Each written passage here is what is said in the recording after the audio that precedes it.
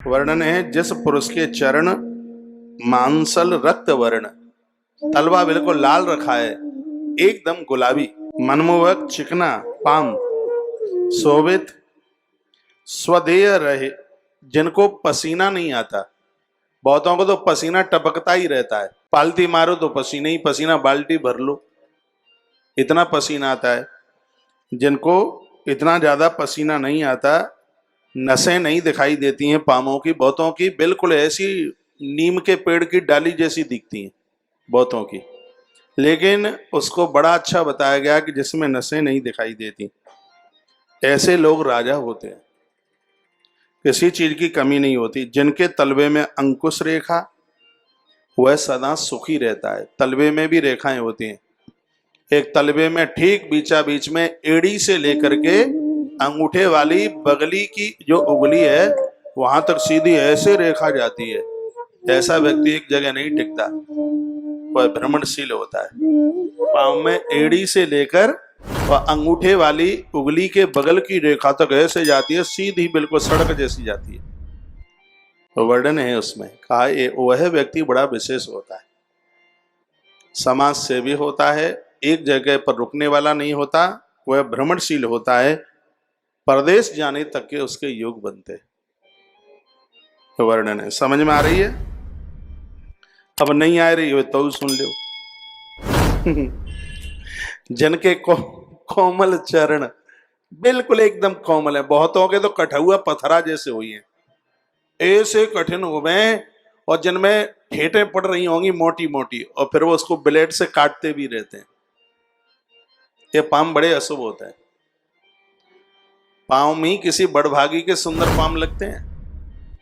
इसमें तो ये वर्णन है कि ऐसे चरण किसी के घर पड़ जाएं तो वो चरण देवताओं के चरण पड़ गए हैं घर में। देवताओं के चरणों को बड़ा सुंदर चरण कहा है। इसमें तो लिखा हुआ है कि जब बेटी के लिए घर वर देखने को जाओ तो उसका माथा और उसका पाम जरूर देखना। थपारी से पाम होंगे, बड़े बड़े गंवारों के होते हैं। अब कहने में तो सुनने में तो नहीं लगेगा, ठीक है, हाँ, लेकिन वो ऐसे ही लोगों के होते हैं, और फैले हुए होंगे ऐसे बिल्कुल एकदम, नाखून टूट रहे होंगे, नाखून होंगे ही नहीं, परस्पर सटी हुई उंगलियां, लाल रंग के नाखून, उंगली के ऊपर उंगली चढ़ी न हो, सटी हुई हो, सुंदर एड़ी, गुलाबी नस रहित और छूने में गरम, कछुआ जैसा चरण जिसका होता है, मनुष्य रूप में भी वह अपने आप में राजा होता है, जिसके पाम कछुए की तरह होता है, कच्छप की तरह। इसमें लिखा है, सूप वाली आकृति, श्वेत नख वाले, टेढ़े नसों से घिरे हुए, सूखे पाम, दूर दूर उंगलियां, ये दरिद्रता का प्रतीक है। हाँ, ये दरिद्रता का प्रतीक है। नाखून बिल्कुल सफेद से हों, बिल्कुल ठठुरी हुई सूखी उंगलियां, तो वो ठीक नहीं है, वो बढ़िया नहीं है। पक्की मिट्टी के समान चरण वाला, बिल्कुल जैसे पक्की मिट्टी होती है और उसके ऐसे पक्के बिल्कुल कठुआ अनासपाती की तरह, जिसमें नौ भी गाड़ो तो जाए नहीं अंदर, नाखून टूट जाए पर नाखून न गड़े, अनासपाती में इनके ऐसे पत्थर की तरह, स्पष्ट इसमें लिखा है, जिनके पत्थर की तरह बिल्कुल कठोर पाम हैं जिनके, वो ठीक नहीं है। जिसके चरण पीले हैं, जिनके पाम पीले हैं, भगवान कृपा करे तो ही माता पिता के हिसाब से उनकी शादी हो, नहीं तो वो प्रेम विवाह वाले होंगे। हाँ, मन मस्ती वाले विवाह करने वाले, वर्णन है इसमें कहा गया है। काले रंग के चरण जिसके बिल्कुल काले हैं, भगवान कृपा करे तो ही वो व्यक्ति शराब पीने से बचे।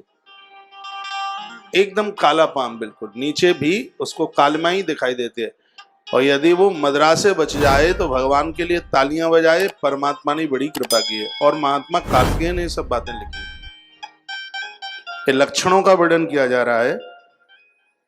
और जिन बच्चों के ऐसे हों तो उनको तो बहुत थोड़ा, अभी मैं इसलिए बता रहा हूं, अभी वो छोटे छोटे हैं तो उन्हें संभाल करके रखिएगा। जिनके पाम के तलवे बिल्कुल कालमा लिए हुए हैं, इसमें वर्णन है, कृष्ण पान ऋतु सदा अभक्ष भक्षणे, अभक्षा भक्ष भी खाने वाले वह हो सकते हैं। श्वेत रंग के चरणों वाला, अभक्ष भक्षण करने वाला, बिल्कुल सफेद पाम, जिसके पैरों का अंगूठा बहुत ज्यादा मोटा है, ऐसा व्यक्ति भाग्यहीन।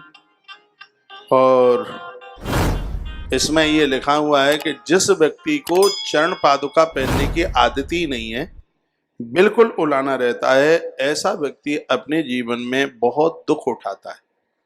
चरण पादुका पहनने के लिए है, ठीक है, आप जूतियां नहीं पहनते हैं तो आप खड़ाऊ पहनिए। पाहुन जरूरी है, संस्कृत में इसको पाहुन कहते हैं, अच्छे शब्द में पाहुन, पत्राण भी बोलते हैं इसको। जहां उलाने की जगह वहां उलाना रही है। बहुतों को आदत होती है कि वो पहनते ही नहीं।